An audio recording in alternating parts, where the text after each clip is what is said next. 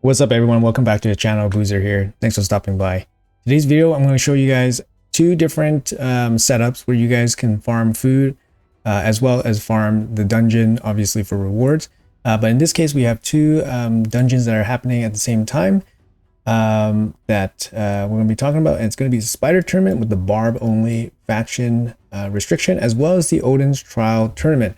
So in these situations, like obviously it's not turn attack, so not turn attack events are good events where you can incorporate food. So the way you incorporate food, if you can, by adding XP to them, and then you basically set yourself up for any like future training events. So for example, you can have food ready for fusions or future events that require more food.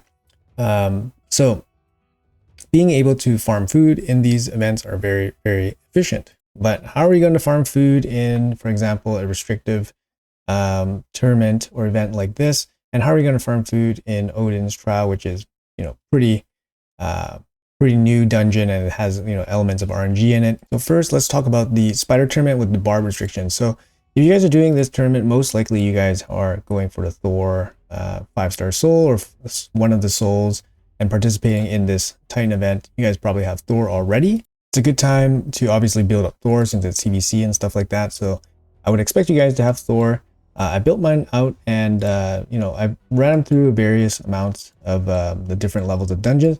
And to be honest, like the most time efficient way to do it is probably stage 10. So stage 10 is actually really good in terms of energy efficiency. Usually spider farming is basically not that important anymore because all the accessories nowadays, the most important ones are going to be like special set accessories. So some of these normal accessories are definitely falling off in terms of overall power. So you really want to just keep like the best accessories that you have. So at the end of the day, spider is just going to be like a fast silver form for most people unless you're still progressing through the game. So this video is probably more geared towards those types of players that are more later game, at least in the mid game, where you can actually build a really good damage dealer. So stage 10 actually has kind of a buggish drop rate for 5-star gear, so you actually get more points from stage 10. It's not as good as stage 20 in terms of energy efficient, like points to energy, but it's still pretty good. You get about 1 point per energy roughly, and then stage 20, which is super efficient, which is about 1.1 points per energy. But since you're not really farming it for gear, you just farm it for silver, you farm it for XP, build up food, right? So in this case, you can use your Thor and pretty much solo this boss pretty easily with relatively attainable gear. I'm not saying that my build is obtainable, I'm just saying it is obtainable to have a Thor defeat stage 10 relatively easily. So I'll show you guys the run here. It's very quick, and I really like it because we just kind of get this dungeon out of the way, but at the same time still be able to build up some of our food. Make sure all your food is barbarian, of course. So here it's a 2-turn 7-second kill with my Thor. Like I said, guys, you don't need the same stats on my Thor to do this. Thor will be able to control the turn meter of the boss, but with his A1, which is really, really strong. So Thor is just an absolute boss in this in this dungeon. Now, I understand if you guys don't have a super strong Thor, you can obviously bring in a support. So for example, you can bring in Seal of the Drakes, you can bring in Armans, anything that can help you kind of like either keep Thor alive or keep the spiders off your back. Then you'll be perfectly fine, and then Thor will chip away at it while farming gear. Perfectly good. I tried this combo with Thor and Armans on level 20, and that's probably the highest that I think Thor can probably do with like a limited team. It took him about 4 minutes. So it's not super efficient in terms of time. So for this, I just want it to be done quickly. I want this event to be done like quick, and then we can move on to the next. And I think this is a great way to do it. You can incorporate some food into your build. So very, very nice. I'll show you guys the Thor build. Like I said, guys, you guys don't need this, but this is my Thor build. It's obviously very strong. It's a 6-piece merciless set. You want him to have ignore damage if possible, because ignore damage is going to allow him to do lots more damage. The merciless set is not really necessary, but he's geared out for Hydra content, so I'm not going to switch up his build. He doesn't need the random chance or anything like that. So, you know, if you put him in a 4-piece Savage or Lethal set, he's going to be doing the exact same thing. But yeah, really strong gear on him. You want him to have probably at least 200 speed if possible. You don't really need too much accuracy on him. 200 accuracy for any dungeon is perfectly fine. Show you guys the skills. He has no blessing yet. I didn't collect any of the blessings yet, so that's something that you guys should pay attention to as well. Don't collect the souls until you absolutely have to. Masteries here, I took Helm Smasher. Everything else is kind of dependent on what you want to use them for. So let's move on. So that's the food farming build. Stage 10, like I said, 1 point per energy, very efficient with food. So, all right, so let's move on to the event dungeon. So here you can actually do it very efficiently as well with food as well. The thing with this dungeon is that the gear in here is very, very, good and wanted. So pinpoint, obviously very good set. You want to have good pieces of it. So you want to do as high as you can, right? However, I understand that if you want to be really efficient to get just to get the rewards and get out, stage 20 is going to be your best bet in terms of energy per points.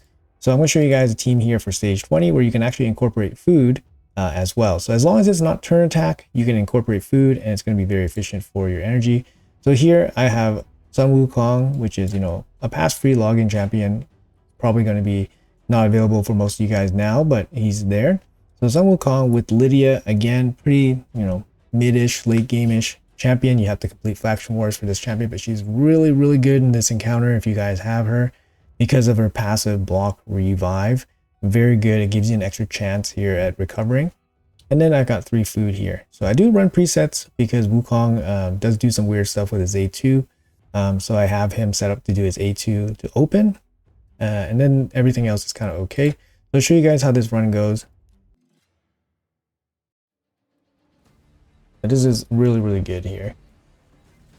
You see there. And you don't really need Wukong to be as strong as my Wukong. So I'll show you guys the builds afterwards. But so Wukong survives 1 hit there. If he didn't survive, Lydia's passive would protect your run by basically stopping the revives with Odin. The block buffs here from Lydia is obviously very strong. She's very key. Wukong doesn't need to be here. It could be any damage dealer that can deal enough damage to kill the waves. So here you see she blocks it. He comes back and the Reaper comes in 37 seconds. Very, very fast stage 20 farm with food. Of course, this is not going to be the best farm if you want the best gear. This is not too bad. Too bad it wasn't speed. That would have been nice if it gave us speed. But not too bad of a run here. The Reaper obviously is very important to finish off the boss. Reaper, of course, is not required because Wukong would have been able to kill the boss with 1 hit. Let's do that run again. So you'll run into some issues if the defense down and weekend get resisted. You might run into some issues, or the run might take a little bit longer. Kind of see here the smacks from Wukong. Doing a lot of damage. Block buffs being landed. Very nice.